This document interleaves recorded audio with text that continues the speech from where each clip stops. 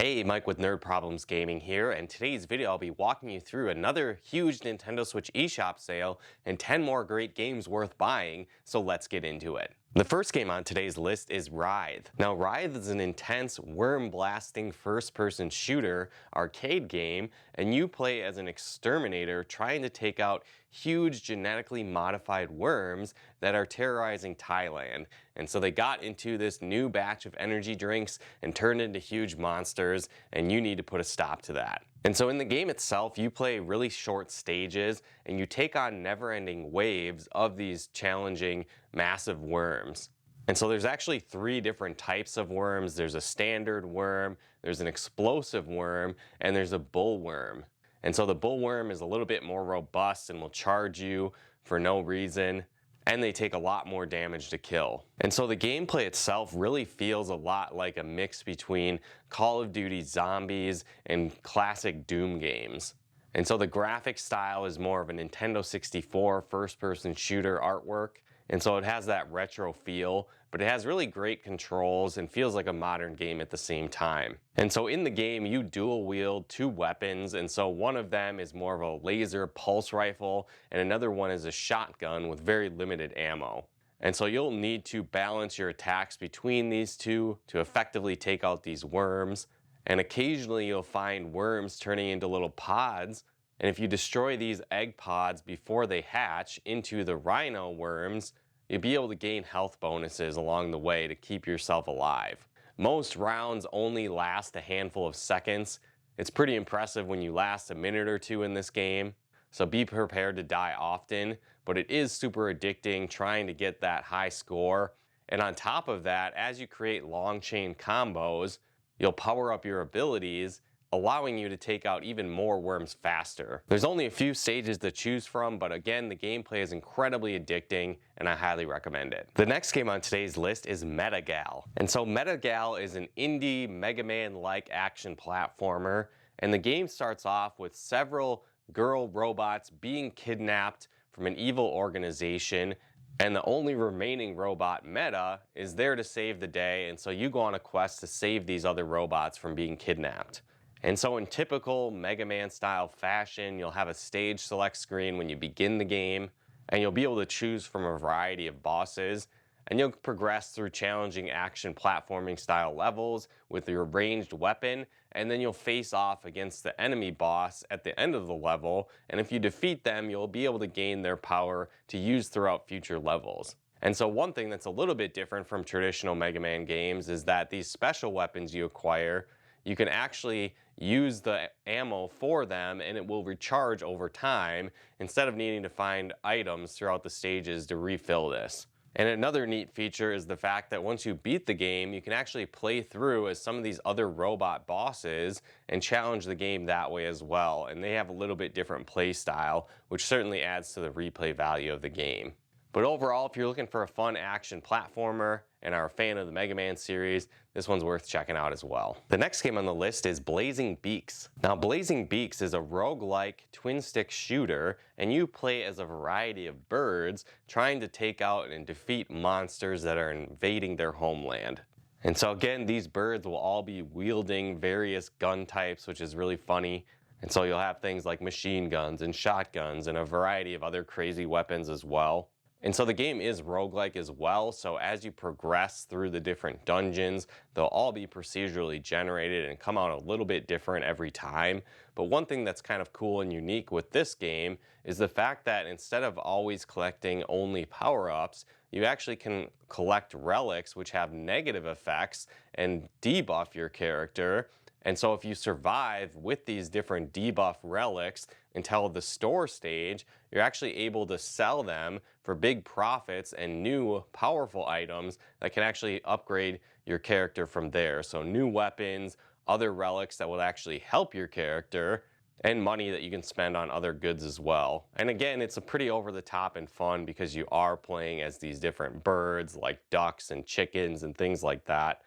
The game has fast-paced action as well as challenging boss fights that you'll encounter. And so if you like roguelike twin stick shooters and dungeon crawlers, I think this one's worth checking out as well. The next game on today's list is Darkest Dungeon. Now, Darkest Dungeon is a roguelike turn-based RPG, and you have inherited a manor from your ancestors, only to find out that throughout the years they had continued to dig under this manor in search of treasure and relics, but unfortunately they unearthed some ancient evil that is now terrorizing the land and local villages, and everyone's holding you responsible, so you actually need to figure out a way to stop this ancient evil from destroying the land.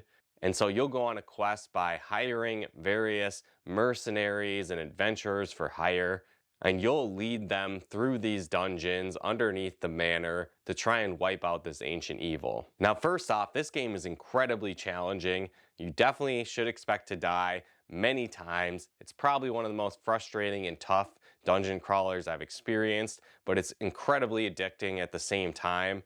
And so once you start playing, it's really hard to put down. And so beyond the overall challenge of the game, it's addicting with its level up mechanics as well.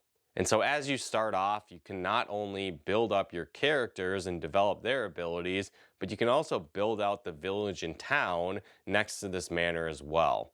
And so one thing that's cool about this game is it introduces a stress mechanic, and when your stress meter gets too high, you start making stupid decisions. You can get scared in battle and miss your attacks or even avoid your turn altogether.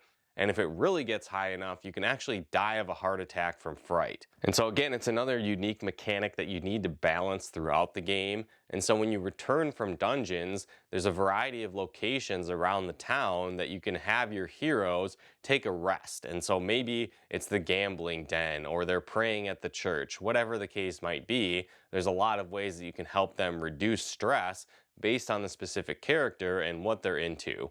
On top of that, you'll be able to power up your characters over time and level them up. But another challenging element to the game is that you can't necessarily grind over the top with these characters, because what happens is when they reach a certain level, they'll refuse to take on easier missions. And so you're always pushing yourself, trying to take on harder missions as you progress throughout this game. You definitely need to be very strategic in the combat as well, as characters will be in set rows and some moves will only be able to impact other enemies depending on how far away you are from them.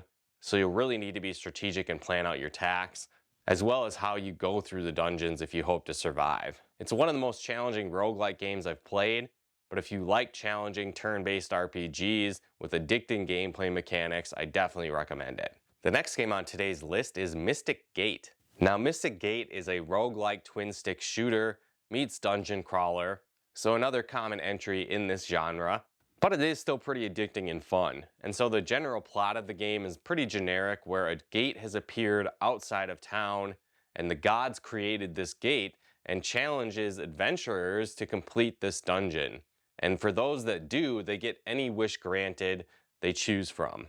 And so you'll play as one of these adventurers trying to dive into this dungeon and complete it in hopes of gaining that wish. And so as I mentioned, it's a twin stick shooter with some roguelike elements. And so the dungeons will all be randomized, and it's even randomized what boss you'll encounter on each floor of the dungeon. So it's really a new experience each time you go in. You'll have a variety of weapon types to choose from, each with their own advantage and disadvantage. And so you need to combine those together to give yourself the best chance of survival. You'll go around the dungeon collecting keys as you defeat enemies to unlock doors and eventually reveal the boss room where you can challenge the boss of the dungeon. Also, when you get outside of town, there's ways to permanently upgrade your character. And so there's actually kind of a quest list that's little different side quest challenges you can take on to earn gems. And so it might be something like killing so many enemies with a specific weapon type, or killing a certain type of enemy so many times, and a variety of other challenges like that. And so you'll earn gems through doing that, and then you can spend these gems on permanent upgrades for your character.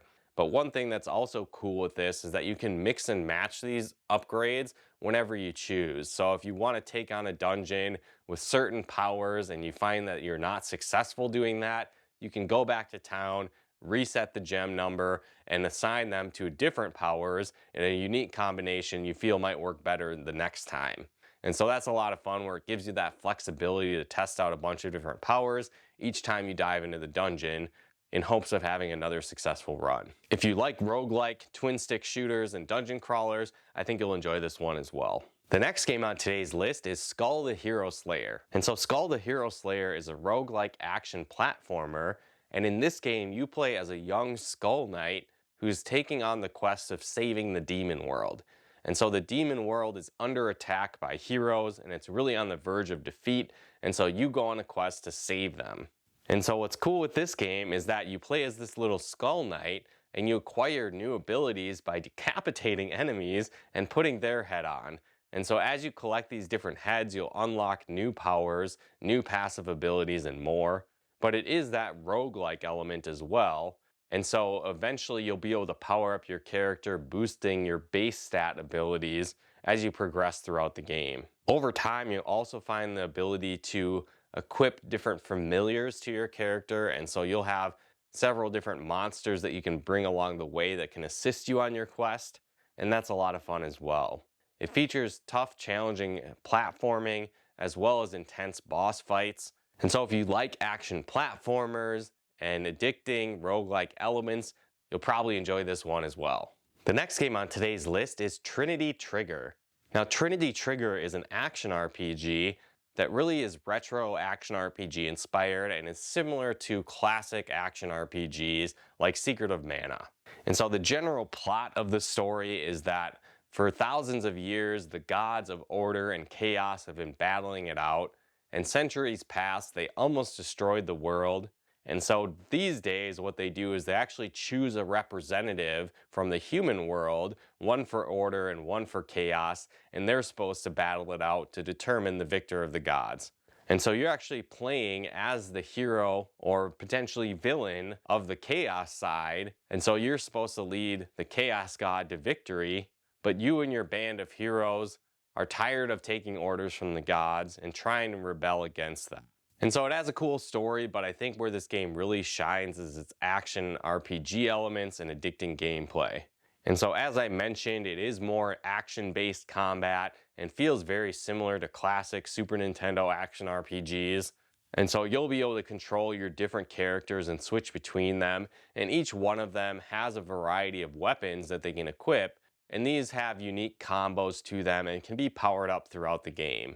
You also have a stamina meter that indicates how effective your combos will be as you attack enemies, and so you'll need to pay attention to that throughout combat to make sure you maximize your attack damage. Over time, you can level up your abilities, making your character more powerful and improving weapon abilities as well. The game also has some minor crafting elements where you can add different gem types to weapons, adding unique abilities and customizing them to fit your playstyle. I think the game isn't necessarily over the top difficult by any means, but the combat is certainly challenging enough to keep you engaged. And so if you like retro-inspired action RPGs or games similar to classic action RPGs like Secret of Mana, I think you'll enjoy this one as well. The next game on today's list is Bullets Per Minute. Now, Bullets Per Minute is a very unique combination of games. It's kind of like a first-person shooter meets rhythm-based game, or almost like Doom meets DDR. And so it's a cool concept, and you'll play as different Valkyries as they dive into dungeons, taking on demon threats. And so the game does have some roguelike elements where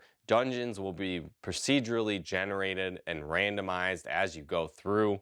And so you'll find a variety of monster types, coins, treasures, and more. And as you progress, you'll be able to eventually power up your character, finding new and improved weapons, and enhancing your abilities.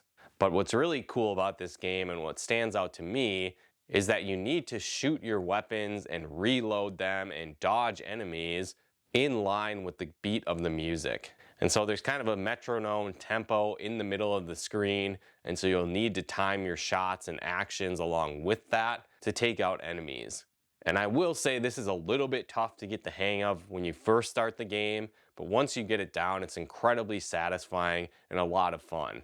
Also, the game does have some accessibility modes where you can turn that down a little bit, or the sensitivity of it at least, so you don't need to hit it exactly in time with the beat, and it can be a little bit more forgiving. And so that's a little bit more fun in that sense as you're getting the hang of it. And so you can technically fully experience the game that way as well. It's a really cool concept, and if you think that combination sounds cool to you of a rhythm-based game meets first-person shooter, I think you'd enjoy this one as well. The next game on today's list is Dark Deity. Now, Dark Deity is a classic-inspired tactical RPG that's very similar to early titles from the Fire Emblem series. And so in this game, you'll play as a bunch of students from a military academy as they're pulled out of the academy and thrown into war by their king that decides to wage war with the kingdom.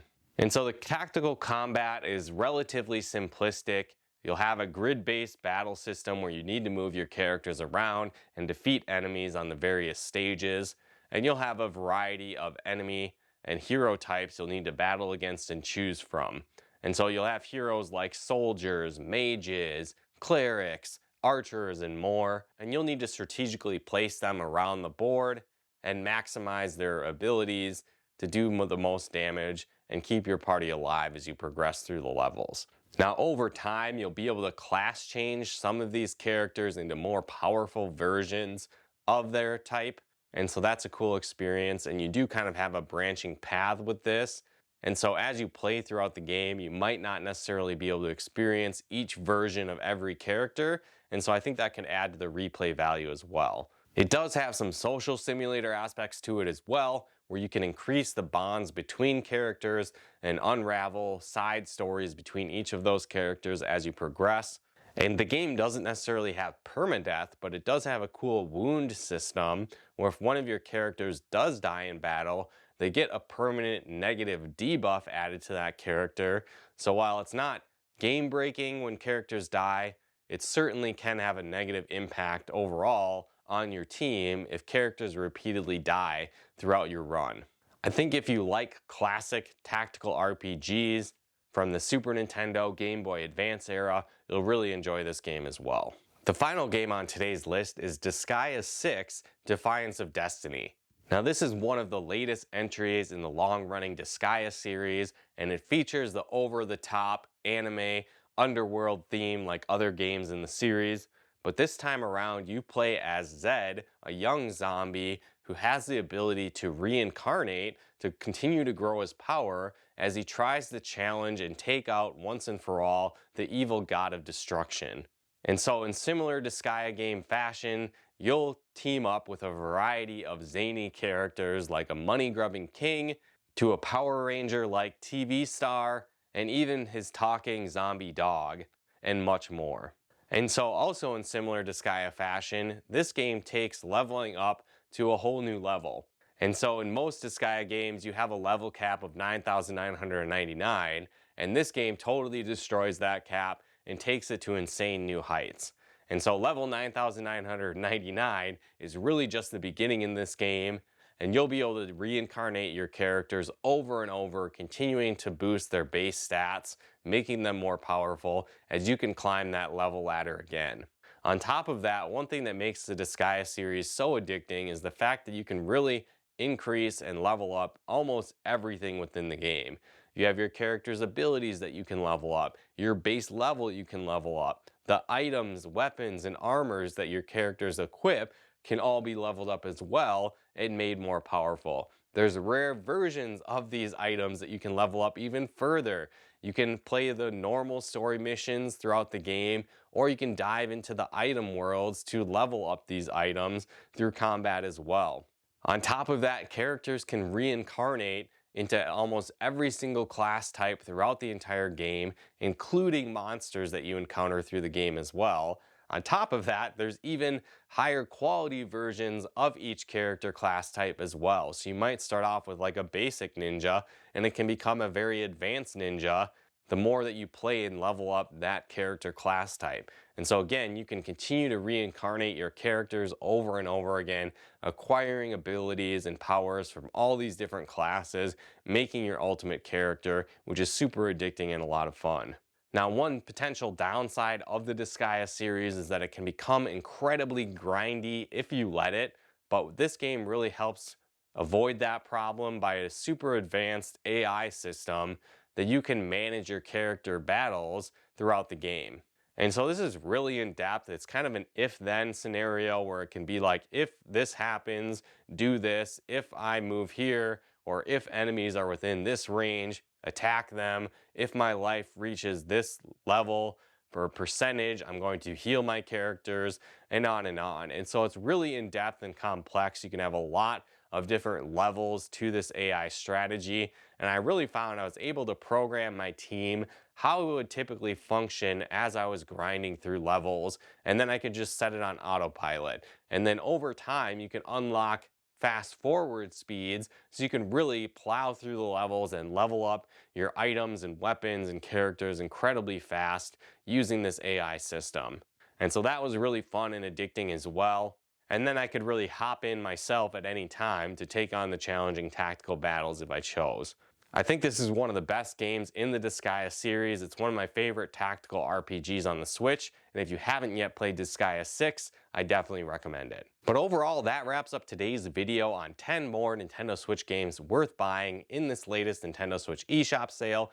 If you're going to pick up any of these games, let us know your thoughts in the comments below, or if you've played them before, let us know what you thought about them.